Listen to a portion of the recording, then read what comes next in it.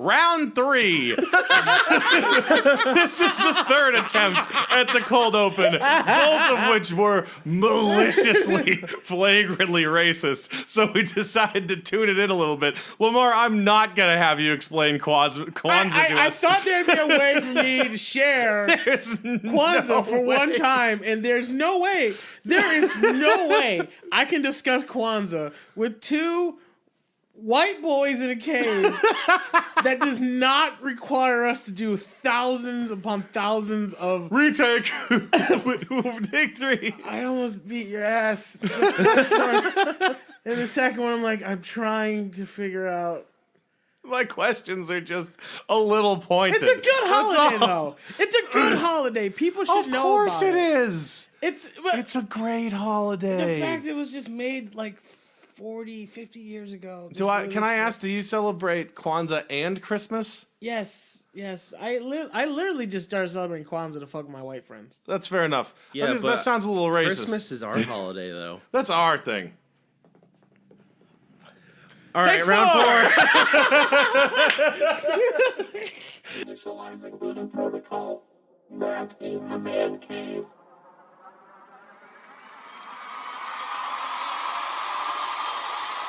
Ladies and gentlemen, please welcome Matt Howe, Brook and Lemar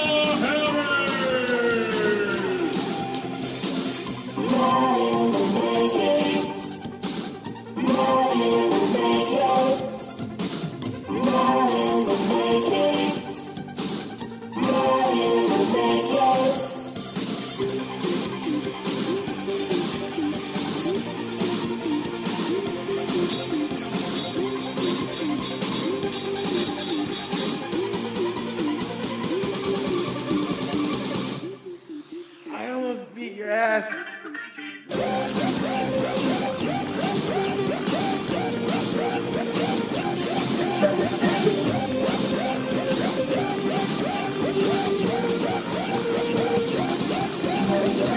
Hello, everybody. Welcome to Matt in the Man Cave. I'm Matt Howes. And I'm Brook Hubs. And I'm Lemar Dewan after Ninja Harris. And we are Matt in the Man Cave. Cave-in. It's a cave-in. I'm gonna cave in to your motherfucker. It's a cave-in. We are the most musical podcast that is not a musical podcast. I love it. It's our niche. It's our niche. It's our niche. Niche. Anyway, wrapping up our retro episode from last week, we did our interview. Brook and I did our interview with Something Classic, the game developer creating a game called Shadows of Adam. It was a really good interview. The guys are really great. We're gonna have them on a lot more often. I told them to keep in touch as their development continues. Cool. And they may be starting a Kickstarter fund, which I'll be donating to, so that'll be fun. So I'm gonna play that for you guys right now. Right now? Right now. Right now. Now! All right, guys, we have an interview today, finally. Right, Brook? Yeah, I'm very excited about this. We have Tyler and Josh from a developing company called Something Classic, developing a game called Shadows of Adam. And they're going to tell us a little bit about it. Guys, why don't you introduce yourselves? Hi, I'm Josh. I'm one of the programmers for the project. I occasionally do some other development work as well. We kind of do a little bit of everything. Hey everybody, I'm Tyler. I'm the composer for Shadows of Adam. I'm a professional trumpet player in Nashville, but I do not play country music. No country music? No little Toby Keith? You're not going to throw out some American man for us? You know, I am at Opryland right now, but I'm not playing a country show. Awesome.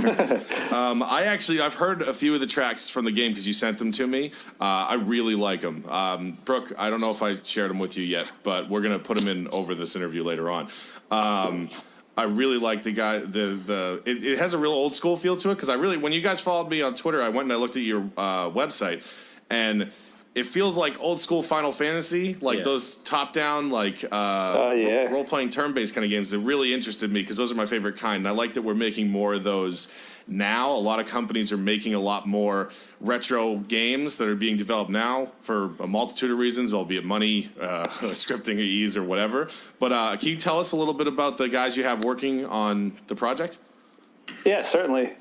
It's just 5 of us total. We actually were online friends from an old site dating back to the early 2000s. Nice. We were big into this program called RPG Maker 2000, and we all kind of cut our teeth on that program when we were teenagers.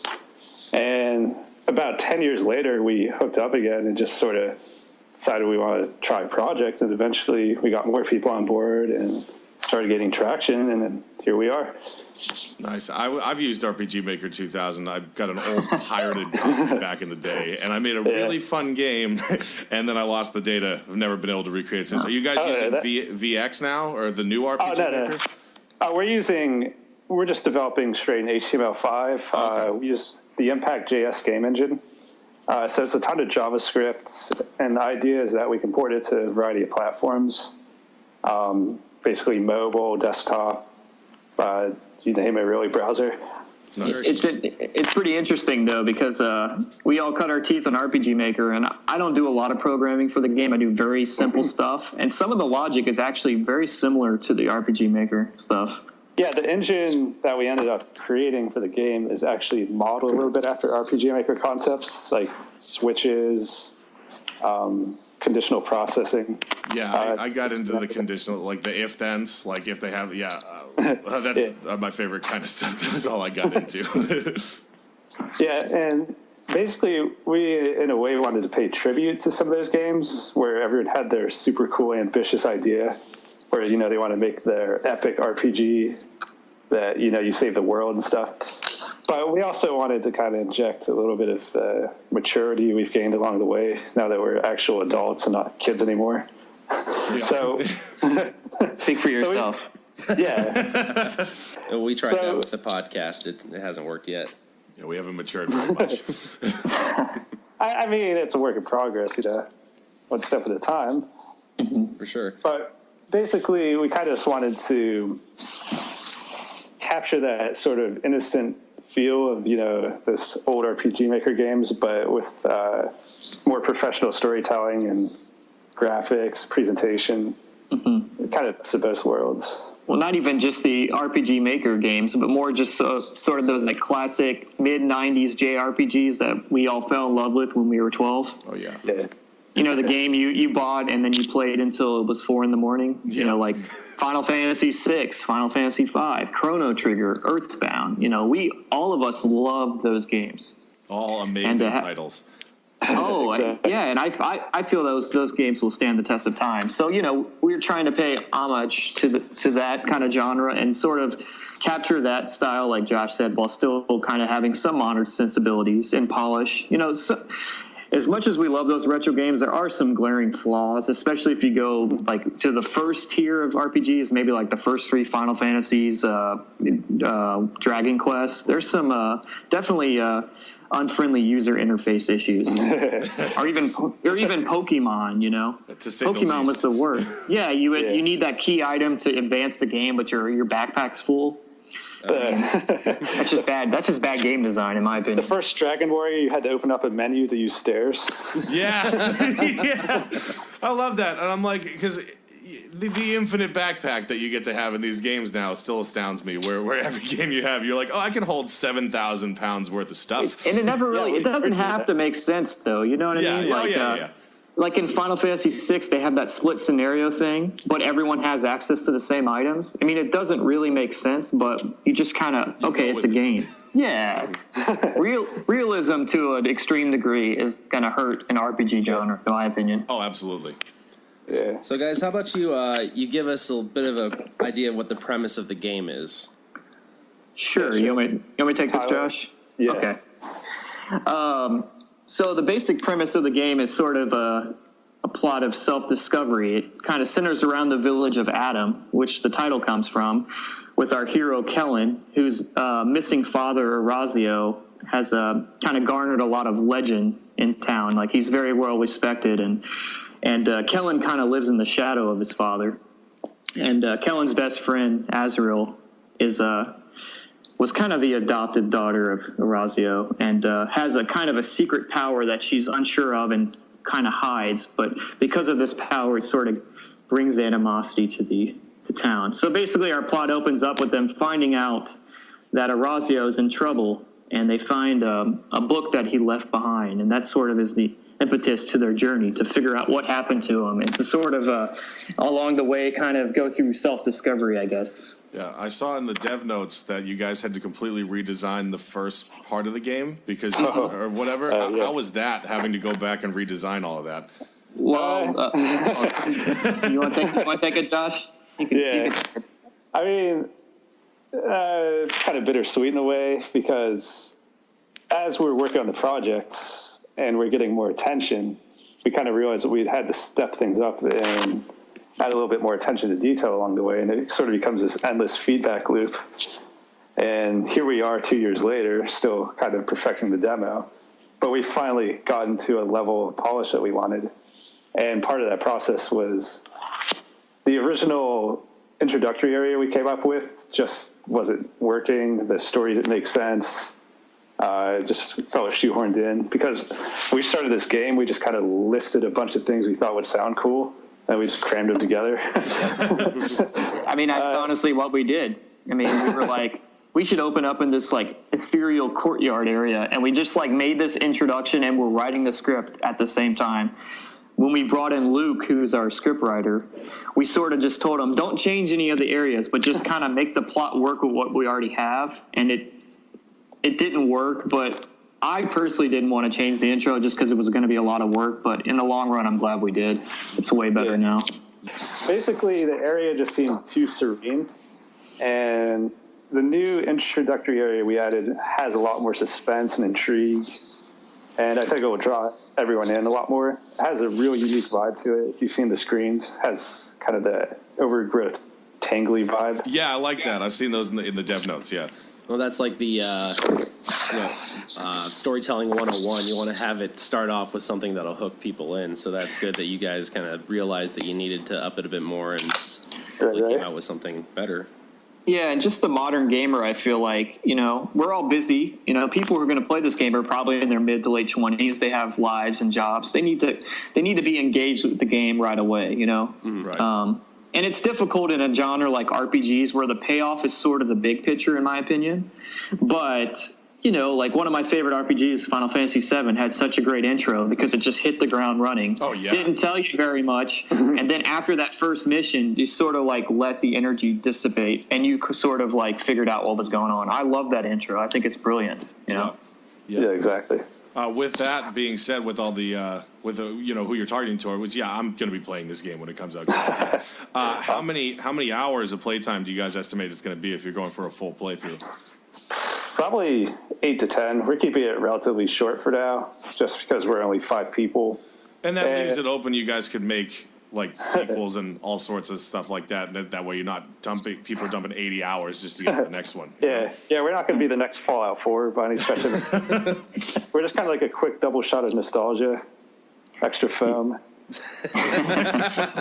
Nice analogy. That was good. I'm going to put that in the tagline there. We actually have a Starbucks endorsement, so every time we mention their product, we get 5 cents.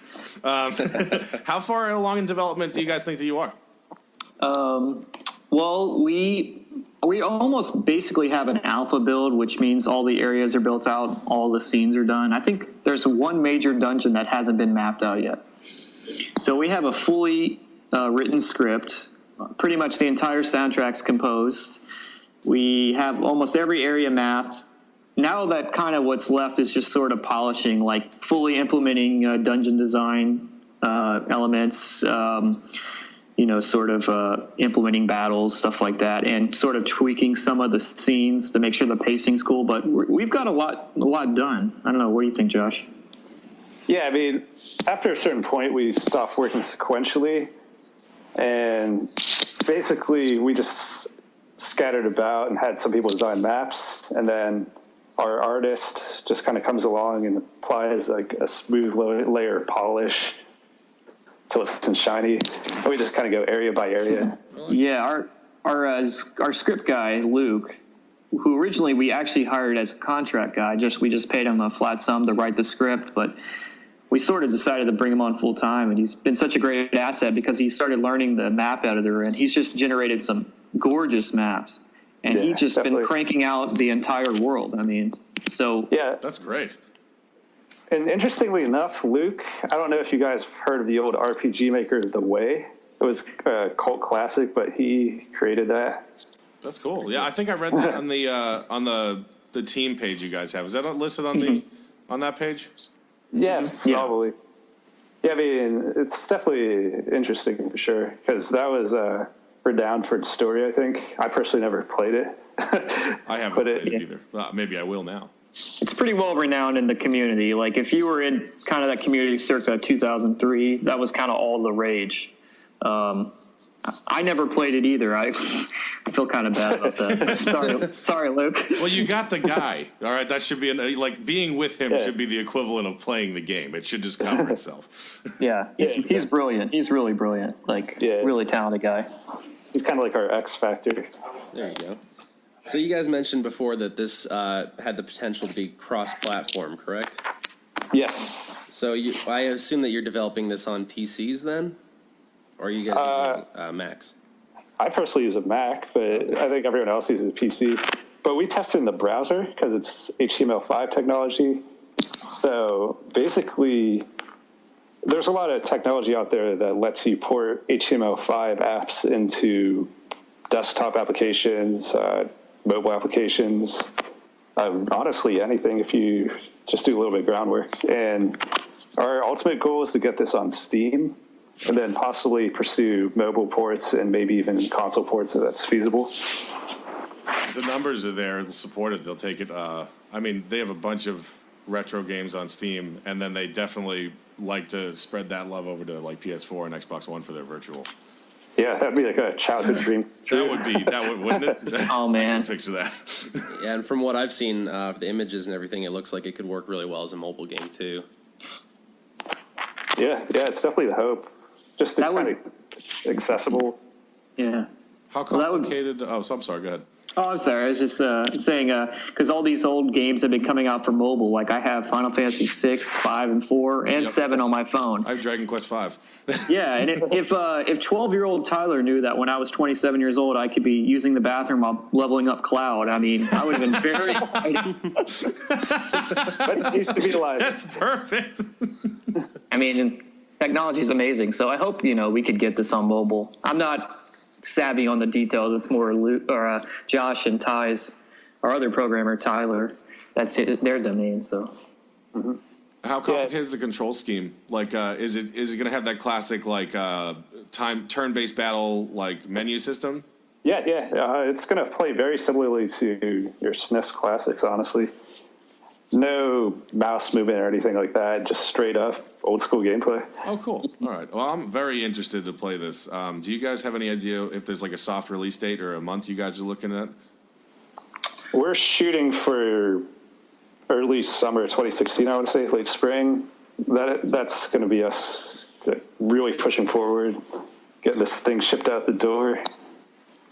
And we're going to try and launch a Kickstarter campaign in January and get some sort of demo out. All right, I'll certainly donate to a Kickstarter campaign for that. Awesome. Do you guys, what are you, so when you release it, is it just going to be a download from your own personal site? Are you, before you get to Steam or anything like that, or are you guys planning on like going through a company for distribution, that kind of a thing, like jumping it onto a website? We're open to anything really, but ideally we'd like to just go straight to Steam. Yeah, because bandwidth costs, whatnot, that can be a nightmare. Trust me, I deal with that with the amount of episodes we have currently hosted on our episode. Do you guys have any other notes about the game? Anything cool that you want to let anybody else, let anybody in on? Sure. I mean, you go first, Josh. Yeah, to me, the important thing that we tried to do with this game was we kept it serious, but still lighthearted at the same time. But it's not the kind of fourth wall breaking, like Cthulhu Saves the World, where there's tons of meta references. Yeah. We almost take jabs at certain RPG tropes without referencing the RPG genre in itself. And I think it's a really unique writing style that Luke put into it. And I personally get a joy out of reading the dialogue and seeing the characters interact.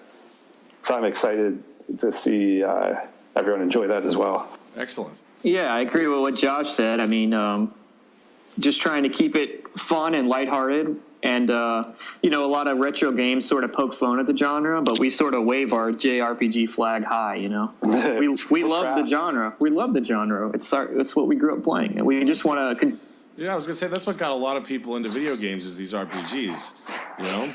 They shaped our childhood with video gaming. Absolutely.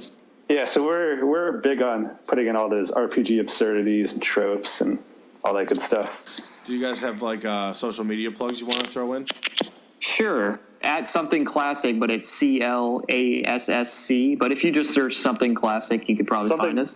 Something Classic with an I is some flower shop. So I noticed. we're not in the flower business yet, but we're working on it.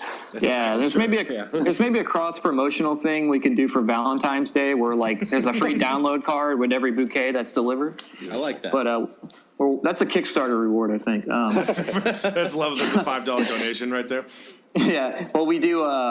We have Twitter. I believe we have a Tumblr account, which is Something Classic. I actually don't manage that page. We do have Facebook as well, Something Classic, and our website, www.somethingclassic.net. We have a weekly devlog we update, lots of screenshots, clips of the music, you know, a lot of goodies you can check out. Lots of rambling about retro gaming. That's the best kind of rambling. So there we go, guys. We got that. I'm really excited to talk to you guys. I want to check in with you guys a little bit later on in development. If you guys want to maybe send me an email, Tyler, I've been in contact with you. Feel free to send me an email when you guys have some more stuff to talk about. We do a monthly retro episode, so we talk specifically about retro games. It's the first Saturday of every month. So I'd love to have you guys on again when you're further along in development. We'll talk. If there's a Kickstarter, I'll happily donate and I'll promote for it. That seems like a lot of fun to me. You can find Shadows of Adam, hopefully early summer 2016, and we'll have more on that as things develop. I really appreciate Josh and Tyler, you guys taking the time out of your day to give us an interview for the podcast. Yeah, thanks for having us on. Yeah, thanks a lot. Appreciate it. Hey guys, hey Tyler, anyone ever tell you sound like Jesse Eisenberg? It's over there. I don't mean that as an insult by any means.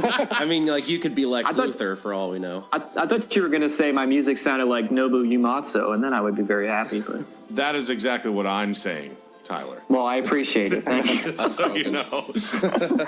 I really appreciate having you guys on. Let's coordinate something later on, and we'll talk later. Okay, sounds good. All right, thanks. Thanks, All guys. All right, see ya. And there it is. That was really fun. I enjoyed it a lot. I think the guys gave a really, really good interview, especially for both of them being like at work on Skype. Yeah.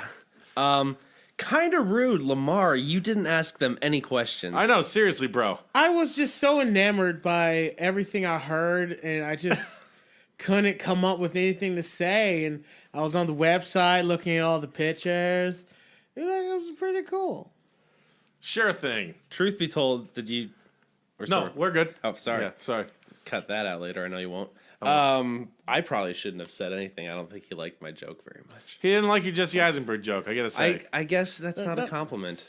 I know. A little flat. Yeah, it fell a lot of things that didn't quite make the interview fell a little flat. Lemar, what do you think about their game? I'm actually rather impressed. I'm definitely loving the music, at least a little bit that I heard, and I'm interested in seeing what they do. I'm really kind of hoping they get a mobile port, if not a console port. 8 to 10 hours is pretty. Yeah, it's pretty solid. Blows my mind that it's 5 guys and they're going to develop that long of a game. Burgers and fries. And they said that. Oh, now I'm hungry. And they were saying, we're going to keep it short. It's going to be like 8 to 10 hours. I'm like, Jesus, no, but fantastic. that is short for a JRPG. JRPG standard's 45 plus hours, you know? Like, but to make a nice, compact version of what we all like, I guess like the mobile. last 2 games that I finished were Halo 5 and Tomb Raider. 6 so hours and very 10 short. hours. Yeah. But I'm interested. The only thing I say is that I'm trying to... They're getting the Tolkien names down. But I was gonna ask them like how they came up with the names, and that we were talking about it just before, how the father and the daughter's names a little bit are very similar. Yeah, I think. I mean, it looks like they went like biblical fantasy kind of stuff. Like, Yeah. it's good. I'm fine with that. I mean, come on. Final Fantasy VII had a main character named Cloud, and nobody seemed to give a shit about it. Tifa, Barrett, Kate Well, Sith. it depends on your pronunciation of those words. Claude. No, like Tifa. You ever hear? Tifa? Do you ever hear? Especially like Aerith. Who says Tifa? Because or they're Aerith? wrong. No, I agree, but there are people. That I've seen can Aerith never... because in I guess the literal translation has a TH at the end of Yeah, it. And but it's not in the- Ares. Ares It's Ares or in the- Eris. No one seems to Supposed to know. be Eris, right? Oh. I always. I don't said- even think that. I always said no girl Eris knows. because Ares is a guy's name. And also, there must be an I for Eries, right? Eries. Anyway, I'm getting Eries. Anyway, what are your about this thoughts on right the now. game? thoughts of the game. I'm interested in it. I'm definitely interested since I went to their website, somethingclassic.net, and I saw a bit of the screenshots from the gallery. This is looking really well. As a person who does computers and stuff, they built this on HTML5 and Java. That is quite Just not looking. yeah. That is quite amazing for me for them to build this on their own engine. So. Now you're all loud. Let's just go Calm down. there. Perfect. There you go. Perfect? Perfect.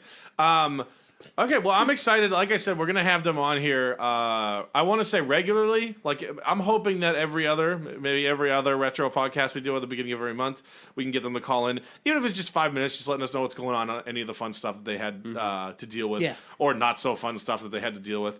You can find them at somethingclassic.net and search Something Classic on all their social media sites. They have almost everything. But tracking back to our Final Fantasy conversation, Yes. Brooke Andrew Hubbs shared a wonderful trailer that he created. I've I've been working on this for a long time, guys. I saw the Final Fantasy VII trailer.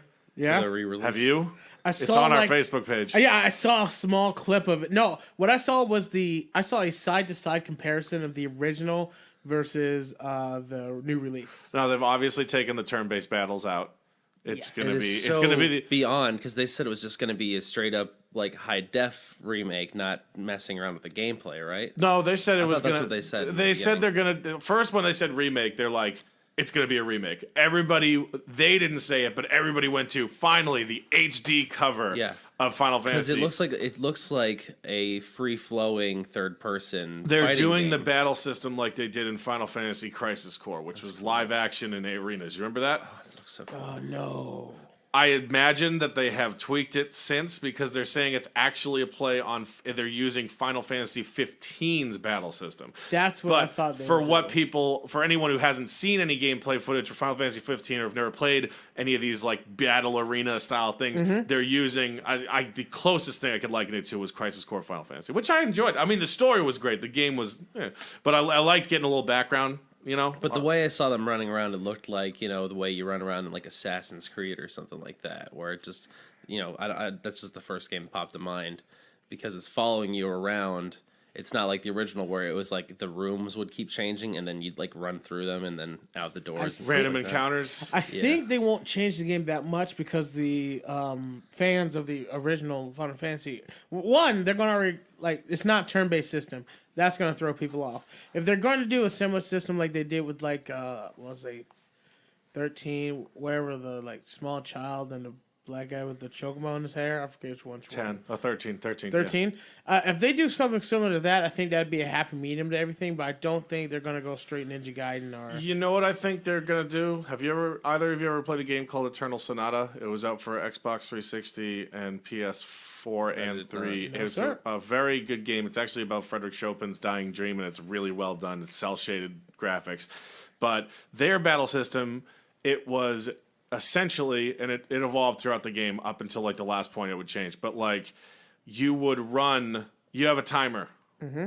You have a timer on your character, so you get Cloud, or whoever the main character was, Allegretto in the game, and he'd run, and within a certain amount of time, he'd have the limited amount of time to do actions. Then it switches to your next character, and the bad guys and stuff like that. So I feel like it's going to do that because if they take the ability to control all the other characters out of it, then it's going to be a little weak because part of it was being able to, like, the whole thing was, oh, I made this person a medic, I made this person my thief or whatever, Right. you know.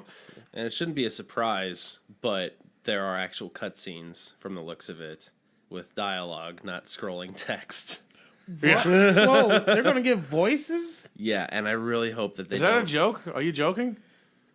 Yes, and actually no. No, the whole game is scripted. It's not like they didn't make an HD remake, Lemar. They remade the game with voice acting, full scripting, Yeah, see, and I a new think tech. we It all looks thought like it was Advent gonna Children. be an HD. They That's what really yeah. need to nip that in the butt now. No. They are also releasing Final Fantasy VII for the PS4. The PC port is coming over, so you can play it again on your PS4 just like you could with PS1 Classics. So if you want to play the old Final Fantasy VII, you have full able to do that. I'm super fucking down with new graphics, full scripting. You don't want them to do that? No. I'm not against it, but I'm from the people of, I'm just going to see an updated graphics version and see new cutscenes. But by the looks and sound of it, I'm getting more than that. And that's why I'm like, okay, so now that I'm so early, I can change my expectation. My expectation can change. If I did not know this and I got the game and I'm starting playing it, that will throw me off that I may have a negative effect to it. So that's why I'm saying they need to let people know this is a remake, not a... Well, I think that the new trailer speaks for itself in that regard. And I really hope they don't use the voice cast from Advent Children. I don't think they're going to. Because if I watch that movie, I have to watch it in Japanese now. The English dubbing is so terrible. When I watched Advent Children before, when I was playing Final Fantasy VII, we all had our fantasy lineup for who we wanted to do the voices. Who else here agreed that Mr. T should always play Barrett? Yes. Wait, Yes. Mr. T doesn't... Barrett always sounds like Mr. T, sir. No, I know. When I read his He really lines, needs to. but Mr. T actually needs to do. Yes, the he voice does. of Barrett. And if he I doesn't, pity the fool, and don't if use he mental doesn't energy for want good. to, we can get Terry Crews. And Terry Crews. I will take Terry Crews. Because Terry Crews replaces Mr. T in movies, in Kinda. sequels. I've Yeah. always He did thought it Barrett in, was just like a Mr. T. The best thing they could do to make a Mr. T without calling him Mr. T. Right. Yeah. But that's our little Final Fantasy. I'm excited about it. I really got pumped. I told Neil to shut I'm buying a the fuck up. PS4. I gotta buy a PS4 now. Yeah. Is it exclusive? I think so, I or hope at least so. initially. I hope that they bring it out. You for Xbox people fucked us with Tomb Raider, so enjoy that while we I just don't enjoy think the they, shit out of I Final don't think Fantasy. the two compare. No, Hasn't they Final don't. Fantasy always been They cross-platformed 13. 13 was on okay. Xbox because Squeenix now does work with Microsoft too, like Ah, Tomb Raider. yeah. Tomb Raider. Yeah. Yeah, do it. So what? This was like an internal power struggle at Square Enix. They're like, all right, you can get Tomb Raider, but we're holding on to Final Fantasy VII. But I mean, like, let's just face it. We've been asking for this for 20 years. Yeah. Like, 2017 will be the 20-year anniversary of Final Fantasy VII, which is what I'm assuming they're going to release the game, if not earlier or later, 2016. But I would assume they'd make a nice... Okay, I don't care about waiting for it because I'd rather not have a broken game. But if they're going to go 20 years, that's going to be 2017. I hope they do something at E3 this year. So I'm we'll sure all they know. will. Yeah. They better. We're going to mention it at E3 last year. That's where they came. The Hashtag remake. the mention was last year, and then generally what happens is a mention will happen, and then an actual view will happen the year after, and then the game will break, and then the actual game will be released. Speaking of broken games, for Matt. fuck's sake. Matt, what's man. happening with Fallout? Nothing's happening with Fallout. I have come across a game crippling bug for me. If anyone out there understands what I mean by Shadows of Steel is where I first learned about a bug that will make it impossible for me to finish the game based on my save file, then you know what I'm talking about. Shadow of Steel is a Brotherhood of Steel mission where you eventually get into a helicopter and go off to the base for Brotherhood of Steel. Whatever, spoiler, if I could tell, it's been out for a while. If you could have played it to this point, then you can't. It takes you in the helicopter, of course, over a damaged cell of the video game, which whether you fly over it or walk into it, it causes your game to crash, and there is no way to get around it. I reloaded about 18 times until I looked at it and I'm like, oh, good, it's a save file issue. They're like, okay, well, for now, what you should do is you should just go back to one of your older save files. And granted, I probably have some save files pretty close to there, but I'm not going to go back to those save files just to find out that those are also fucked up save files and then start the game over with hopes that I didn't, because it's save file. So what if I start the game over and I spend 20, because I jumped like 35 fucking hours into this game. And I'm like, this doesn't even, according to some websites, it's not even in the beta patch notes for the next patch of Final Fantasy Fallout 4. Oof. And that really pisses me off because I can't finish the game. I can't do the Brotherhood of Steel, which is fine. I could go without the factions, but there are at least one main story quest that causes you to have to go to that area according to the websites I've been on. But it is possible to finish the game despite this bug. Some people have. No, it's a save file issue. Right. So some people don't get it, but a lot of people have gotten it, and it's so crippling to the point, well, that's... that's the only reason I started playing Battlefront recently. And so I would suggest, if you haven't started playing Fallout 4 yet, or if you're really early on, Google the area, Google the bug I'm talking about, just say Shadows of Steel bug, and then find out where it is and run your character there to see if it's going to crash. And if it doesn't crash, like go all the way to the center of it, then you're good. Your files should be fine. But I guess it can corrupt any save file. Wow. So who the fuck knows? Like, it might work today. Like, I can go back a new game and it'll work the first time I go there, and then I come back and it's like, oh, hey, by the way, nope. That is terrible. It's awful. What level are you on actually right now? 34. Oh my god. So you remember I made a huge point about how I barely did any main story? Jeez. Well, here's the thing. I am probably going to continue on with this character to level 50 and do a bunch of side shit because it's only one cell in the game, and I wasn't even paying attention to the story. The only reason I went to the story was so I could further my faction quests. Right. So I'm like, and then I did and learned about this arm, so I can't finish Brotherhood of Steel. So I can go and do the Railroad and the Institute maybe if I want to just fucking get those trophies out of the way. I might as well just get all the trophies I can out of the way and just wait until they either patch it or I start over. I'm trying to think because the storyline... Did you find out who Sean is yet? Mm-mm. God damn. Okay. I found out where he is, though. Did you? Yes. Yeah. I know that part, which made more sense, and we'll talk about it in a spoiler cast later, but... I will tell you, to give you a little bit of hope, fuck the Brotherhood of Steel. I hate him. No, trust me. him so much. My plan is to finish the game with the Railroad. Because, and here's a spoiler-esque for everyone out there, regardless which faction you choose to blank at the end of the game, because I've looked up a few things, the Minutemen win. It's always the Minutemen that win. So here's the thing. I had a problem with this in Skyrim. Wait, is Sean Preston Garvey?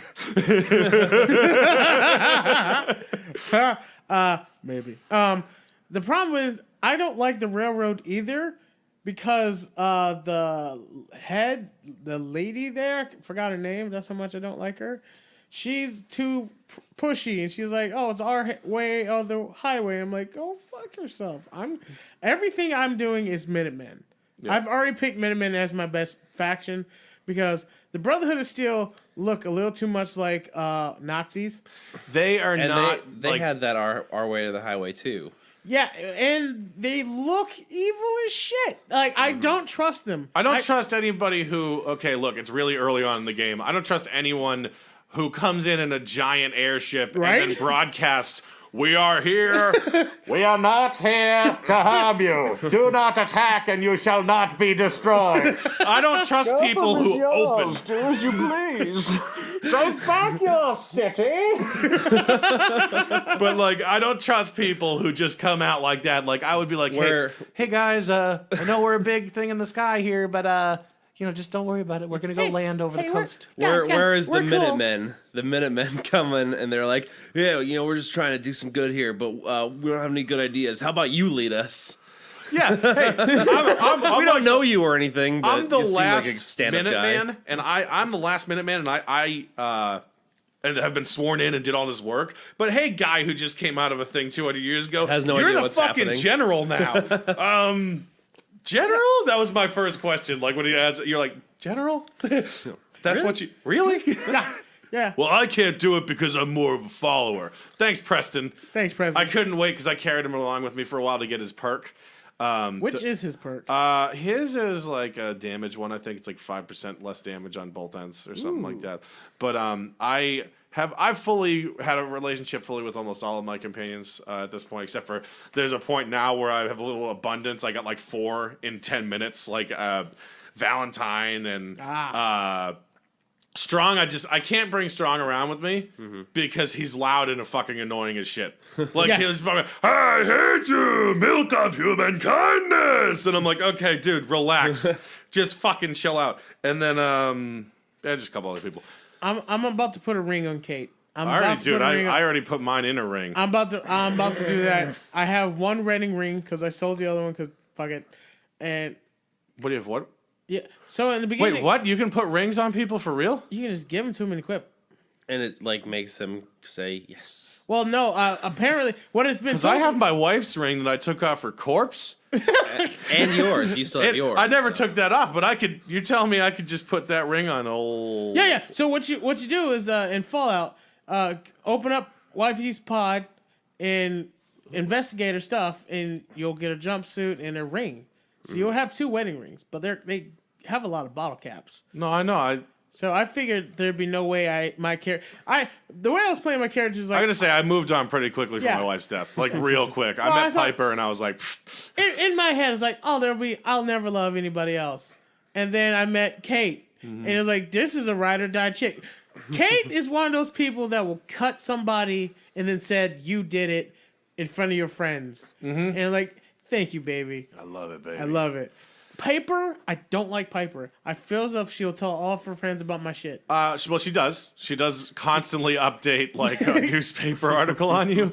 But I immediately took Piper because I prefer to travel with female companions. Because you know what? If I'm about to see a nuke go off in front of me, last thing I want, pow, and I've, you know, there. But I got Piper. Are you saying pa?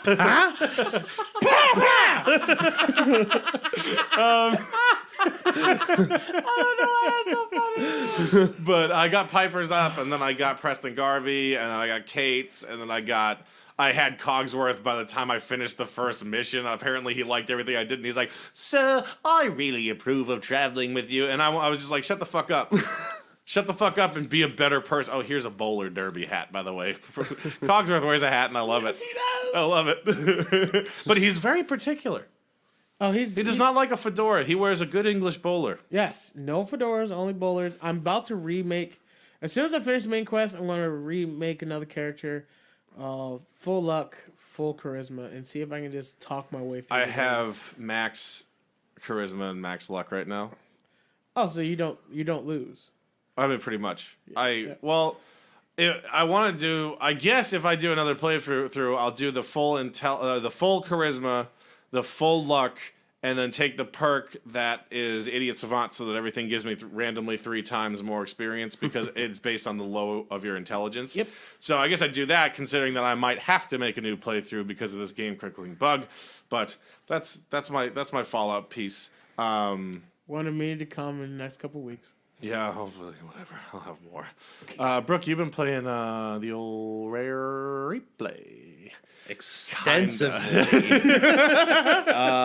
Yes. Thank you, Matt. Gave me an early Christmas present. It's RareReplay, where all the best games made by the company Rare that they have the licensing rights to. Yeah, no Donkey Kong. No Donkey Kong. Are available for Xbox One. Yeah, no Donkey Kong Country, no Diddy Kong Racing, no GoldenEye. GoldenEye was for a different reason. I think it's because you can. The Wii. I think they have it on the Wii. They remade GoldenEye with Daniel Craig's likeness like a year or 2 ago. Why? Because it's Pierce Brosnan. That was available for Xbox 360. I remember too. Yeah, so. I remember that. It's Pierce Brosnan. I think they lost the rights. They lost the rights to Pierce Brosnan, so they had to up it to Daniel Craig. Of course. But yeah, so to say I have been playing it is a vast overstatement. It's a little bit. We got it in for about 30 seconds before the podcast started today. But what a 30-second! It was very nostalgia trip. So games that it does come with, you got Perfect Dark Zero, the Battletoads games, Conker's, Jet Force Gemini, and of course Banjo-Kazooie. All worth it. I A love it. total of 30, Both of them, 30 right? titles. Yeah, Banjo-Tooie. I'm excited for you having this because it's going to help pad our retro podcast every week. And So I'll have a lot more to say about it in the weeks to come. just be aware, what were the issues you were dealt with in the first half hour? So once you install RareReplay, you then have to go through and individually install at least 10 of the other games. And once you load those up, they have updates ready for them. Son and of a- then- And then it has to load like the Xbox 360 arcade system to play them. You're essentially got a disc that gives you access to the Xbox 360 arcade. But that doesn't, So that doesn't it detract. will be really cool Yeah. once it's Once you're all done patching. taken care of. It doesn't you- detract from it, but it definitely is So something. you basically played OS Updater 2015. On a flat screen. When you play PlayStation Now, they load up PS3 OS on your system. I did the 7-day trial, so that's what they do. I guess it's significantly easier to load up the old OS than it is to load up a new or to rehash them so that they work on a new OS. So they basically just make a virtual box on your consoles. It's boot camp. Boot camp for everything. I'm either impressed or disgusted by that. I'm really not sure yet. It seems kind of lazy to me. It seems really lazy, and that's why I don't know which one it is. That is genius. I'm gonna get a Wii U though. I tell you that. Really? You've been talking about I'm it. in a Wii U because that'll also help our retro podcast. I want Mario Maker. I really want Mario Maker. like for realsies. That's fair. That's very fair. And then I will get Super Smash Brothers because Cloud is going to be an available character in Yes. that. Yep. And I also want. I think I'm gonna get. I don't really do the Mario Kart thing, but it's fun. I'm gonna get Mario Kart. You have to get Mario Kart or Mario Party. It's kind of like a rule. Well, I'm getting the console because it's $250 Mario right now. Party taking over the breaking up of friends ever since Monopoly went out of date. Oh god, we used to get in so many arguments about Mario Party. But no, the console for the preloaded Mario Kart 8 is only $250. So that's not that bad because you can't even buy a standalone Wii. Really? Yeah. You can, but it's $50 more expensive than the one preloaded with a game at 32 gigabytes. Get the game. So I'm going to get the one that comes with Mario Kart 8. I was going to get the one that was the Mario Maker one, but that's $350. What is Mario Maker? So you take Haven't heard the that. best, all the graphics and shit from Mario's 1, 3, and Super Mario World. Yes. Okay. And you make levels for people to play. Nice. You design levels, and there's this huge thing that is like these people who are making these epically difficult levels that are impossible, like very difficult. And it's like you get a lot of steam. Oh, by the way, when you get Mario Maker, just so we can say, hey, there is a creator called Rubber Ross. He's from the Game Grumps. Mm-hmm. He makes some of the hardest levels, like frustratingly but beatable. They're all beatable, but they are the hardest ones. I'm going to make levels that are airsats beatable as well. And then people will be like, oh, Matt, I can't beat your level. Can you show me how to do it? And I'll be like, nah, man, I can't show you. That's a trade secret. And then, of course, Nintendo comes out and says, by the way, you're making levels that no one can beat. That was bad. That was dropped. So one of the things about Mario Maker is that they make you play the level before you can post it. Yeah. You have to be able to complete the level. But a lot of people are putting because you can put hidden blocks.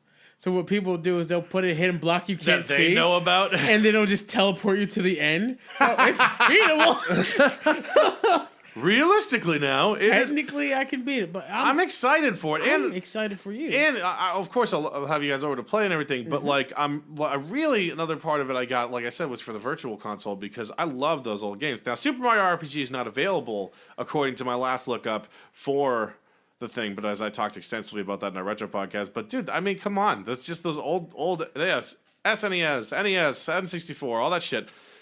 I'm excited. I'm like, I'll play some of those games, man. And I mean, I don't think Nintendo's really worked out an achievement system yet, which means that I can play them without being constantly frazzled about how now I'm not getting this trophy. Yeah. Yeah. Lemar, you been playing? This isn't a car. I finally beat Batman Arkham Knight, and I gotta say, best ending of any game I've played this year. All right. Which is healthy to say in December, not in, like January. If we start saying that, it's going to be like, well, Yeah.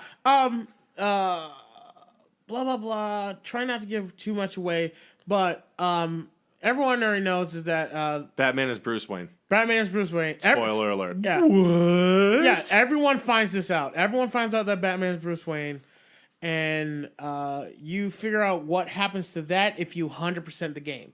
So there's two endings to Batman Arkham Knight. There's the Scarecrow ending, which is the main baddie, which is pretty goddamn good. I love his voice in that game. That was from the guy John from Noble. Fringe, yeah. And Lord of the Rings. That was best rendition of Scarecrow I've seen, because Scarecrow was in the first Arkham City, I believe. Arkham Asylum. Arkham Asylum. Yeah. Good, not that good. Yeah. They really retooled him and made him all stuff. But what happens with the Joker, because the Joker is just like your subconscious constantly eating at you. What happened between Bruce Wayne, Joker, and Batman was the best thing ever, and the way they presented it, because I'm a big fan of letting you play through the story, and so there was a point where you're not trying to achieve anything, you're just experiencing the game, and so they go to this first-person shooter way. So what? I shouldn't give away spoilers. Can I give away spoilers? Who cares? It's been out for like 6 months. Okay. So basically, Batman gives up because Scarecrow captures current Robin and Gordon and says Tim Drake. Current Robin. Tim Drake. There you go. And he says, "Hey, you have to give up your freaking utility belt, get into this car, and surrender to me, or something bad will happen. We'd never know." Okay. Skipping through one really cool part, he ends up getting paddy wagon all the way to Scarecrow. Scarecrow reveals that he's Bruce Wayne, and then hits him with the fear toxin. Now, the fear toxin basically flips Bruce's brain. So now it's Joker. Joker's running the body of the Batman. And Joker goes through and he kills all the other bad guys. You play through like Joker-mobile for a second. It runs amok, and then you exit a building and you see Gotham on fire. And this is Joker's... Yay, I'm doing it. That would have been fine and dandy if Scarecrow wasn't like, oh, I beat you, Bruce Wayne. Because everyone thinks it's Bruce Wayne, but it's the mind of the Joker. So Scarecrow hits the body of Batman again. And so now Joker's going through his deepest fear. And so, yeah. And so we go through like... Was it like happy children and like no? It was. I wish it was like it a 9-to-5 job. Yeah, desk mortgage job. payments. Like Frieza's hell in Dragon Ball. Gotta walk the dog. Gotta walk the dog. Domesticated. Harley stuff. Quinn's got like the upper hand in the Paying relationship. bills and shit. No. It was pretty dark. Actually, it got really scary. It actually made me jump a little bit. It gave me a few jump scares, and it wasn't intentional. Basically, Joker goes through the whole... He has to, one, realize he's dead. So he goes through a mortuary. He sees himself get burned. Harley Quinn's crying for him. And then he goes to this big open raining field. And it's just empty until you turn around, and then a giant statue of Batman is just behind you. And you can shoot the statue with a shotgun, but next time you turn, it's again. And it just multiplies every time you turn around. And at the end of it all... That's a really great scene. I Oh, like it's that a part. beautiful scene. And at the end, basically, the biggest fear of Joker ends up being forgotten. I'm going to be forgotten. And Batman... Makes sense. The whole metaphorical thing is that So there's three people in one body. Bruce, Joker, and Batman. Bruce lost to Joker. Joker's losing to Batman. Batman throws Joker into a cell and throws him deep into like this Matrix-like wall of other cells. So he's so deep in the subconscious, it doesn't matter who he is. And the person at the end of it all is Batman. So there's no Bruce, there's no Joker, there's only Batman. Let's face it, there never really was a Bruce. There was not really. And then from there, that was the coolest part of the ending, and then the rest of it was kind of like, I'll play Nightfall, get to the Nightfall, because Red Mask, Red Hood, ArkhamKnight. Todd. the Arkham Knight ends up freeing Batman from his shackles, and That makes perfect sense. that made no sense. I'm a That good guy now. that character shift made no sense, and I It's like the episode of Rick and Morty where they're in the guy's body. It's like, did we know that guy? I think you helped him out once. but that was awesome. And then I watched You know what I'm Nightfall, talking and then because I didn't feel like playing it. I'm smirking. I'm not judging you. I feel judged. Overall, good experience. Overall, great experience. It was a solid game. I would, if I didn't borrow it from you guys, I would have bought it if I knew how awesome it'd be. I'd say Borrowing is better than paying. yes. I'd say it's an 8 out of 10 game as far as everything.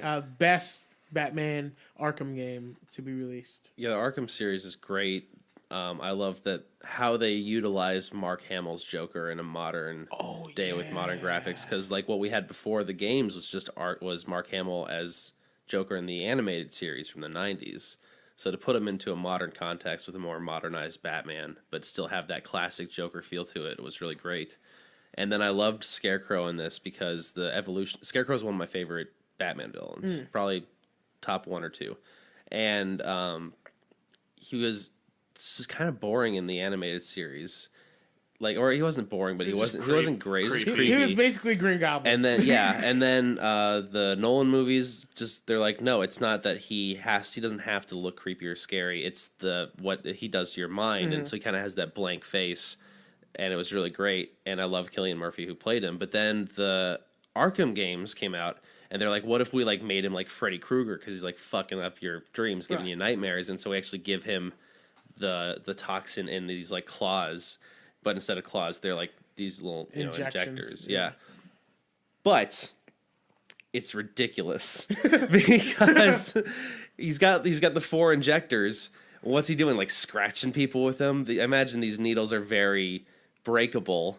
And in the new game, he like just full on stabs Bruce Wayne like 3 times with this, and no blood. No, nothing comes out. You think that these things are gonna murder someone before. Batman doesn't bleed, sir.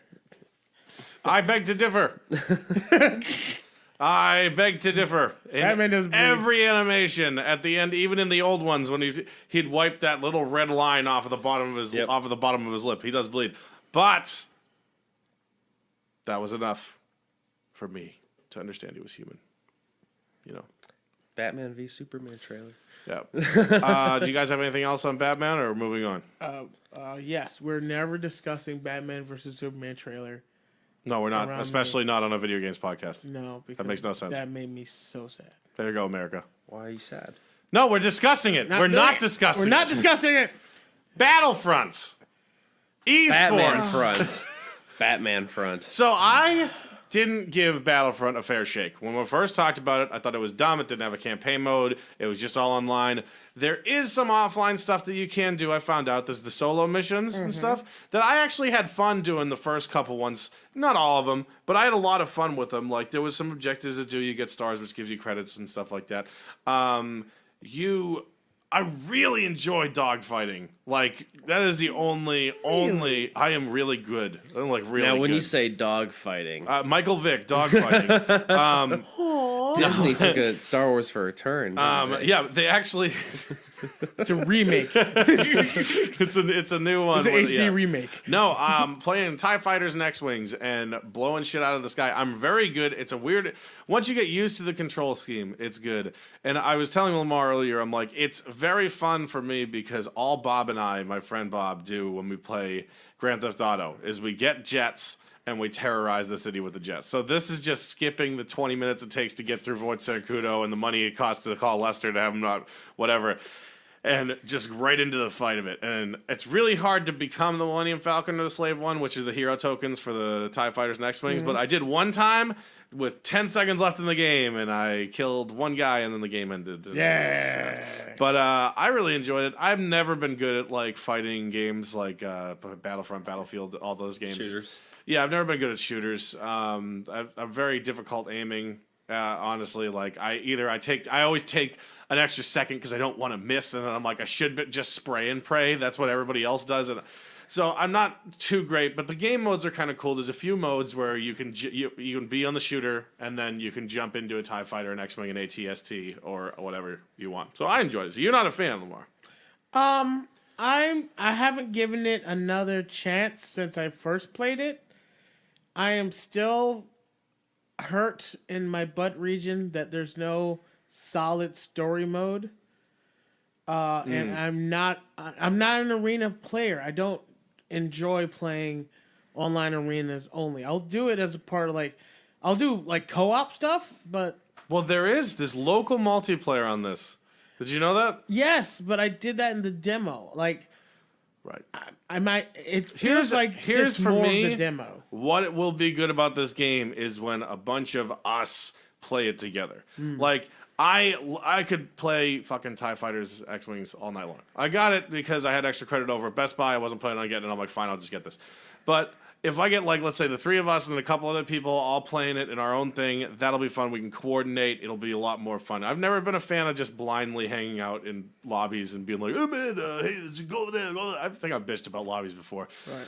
But I don't think I gave it a fair shake. I don't think it's excellent. I think it's very fun dogfighting. Like the whole thing of flying around and blowing up ships. Like that's all the whole game mode is first to 200 points.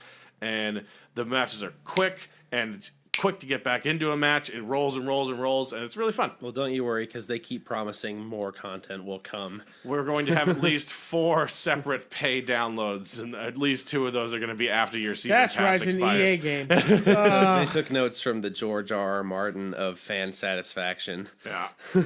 Don't. The dragons are coming, we swear. We swear to God, the dragons and the White Walkers are on And their the way. pizza I ordered. I've seen more White Walkers in Telltale's Game of Thrones than I have in Telltale's the show. doing a Batman game. Yes, I saw that. Oh so my cool. God! Yes. I'm very excited about that. Do you think it's gonna be you're gonna be playing Bruce Wayne, or like most of the Telltale games, you're a character that's just in the universe? I would love that, actually. That'd be really cool. I doubt you're gonna play Batman. I would like to be some cop on the force. You're probably either gonna play Gordon, or Lucius Fox, or even the butler, Alfred. Alfred. I thought you'll play Alfred.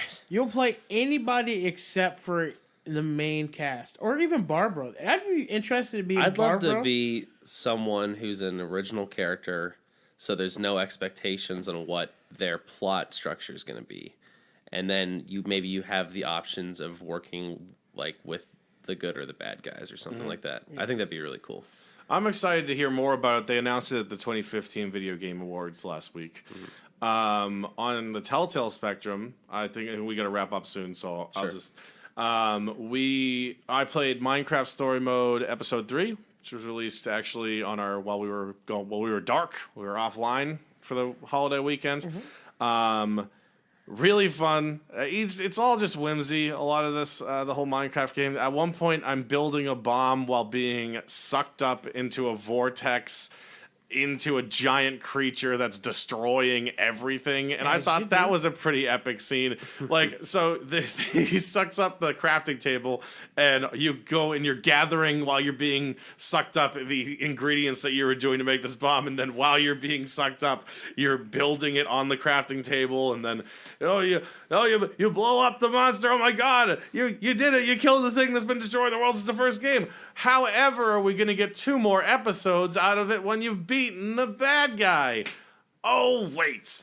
You did for a few minutes. And then, because the command block, which is a big part of the game if you've played it, is still active. It was supposed to be destroyed with the super bomb that you created. But oh no, it wasn't. And the thing just comes back to life. And I think now it's split into 3. Because the Wither was a 3-headed monster that would suck up all the blocks and everything like that. Now I think it's 3 separate things because you basically just blew it apart. Hydra. We're waiting because it looked like in the next time on that they do at the end of every episode that it was going to be 3 separate, completely separate entities. I'm like, oh great, you just made it worse. You did as it. per usual. You did it, and it's your fault. Still very much enjoying Minecraft. Hoping one of the next Telltale games comes out before they finish Minecraft because it's always good. I think that they do well about layering them so that you have one game start right before one ends, so you can keep getting new Telltale games. But let's hope Batman, I guess, comes out in the next couple of months. Be You cool. know? I mean, like when I went to the Minecraft World premiere, they were done with episode 4. So I mean, like they do them, they can get them done. It's just they're releasing, they stagger it out enough, you know.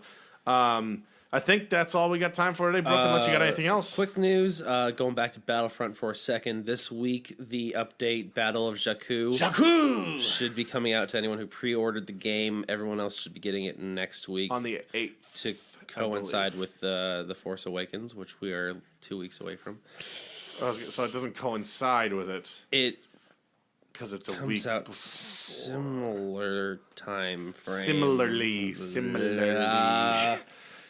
I don't think we talked about it on this podcast, but I was looking forward to the Futurama mobile game. Oh no, that was not on this one. But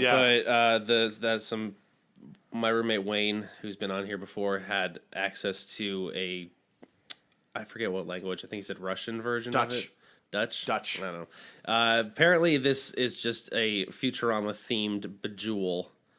Hooray! Or Candy Crush You or did something it. like that. You know, one of those games. So I'm no longer looking Which forward to pisses it. me off because one of the articles I read a while back was like, Futurama plans to continue in the realm of mobile video gaming. And you're like, oh, cool. It's going to be like little episodes or something like that. Yeah. No, it's just fucking Bejeweled.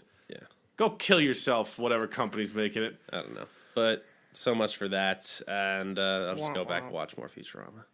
Lemar, you got any closing thoughts? I'm going to go play Fallout. That's not broken. That's hurtful. That was as pointed as some of my first 2 rounds of questions about Kwanzaa and our cold open. Oh man. I didn't get an idea from that. I'm just cutting you I off was like, now. oh, okay. I'm cutting you off now before this goes dark. Round 2. Speaking of rounds, Mortal Kombat X or 10, 4 new characters are coming. Yep. I posted a video to our Facebook page, so you can check that out.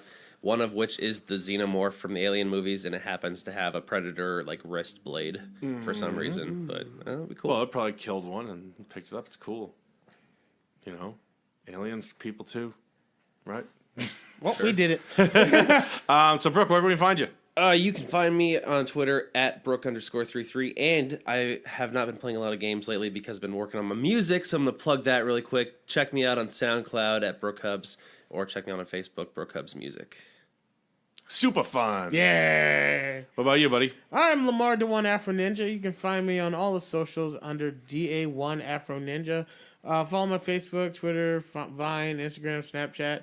And you can check me out Wednesday nights at 9:30 on twitch.tv/the One Afro Ninja. I do some type of music related something. As my voice We'll have to collaborate. we have to collaborate soon. Yeah, let's all collaborate. No, Matt's not going to be a part of it. I'll sing something, but I'm not.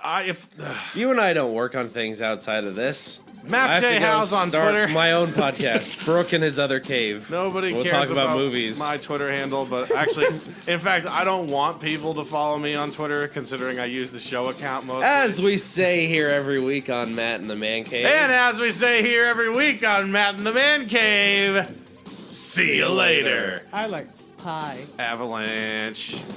Anal. Vision! That's what I'm talking about. I'm done. Have a question you want answered? Have a game you want us to talk about? Just want to tell us to go fuck ourselves? You can find us on YouTube, Facebook, and Twitter under Matt and the Man Cave, and you can email us at themattcave42@gmail.com.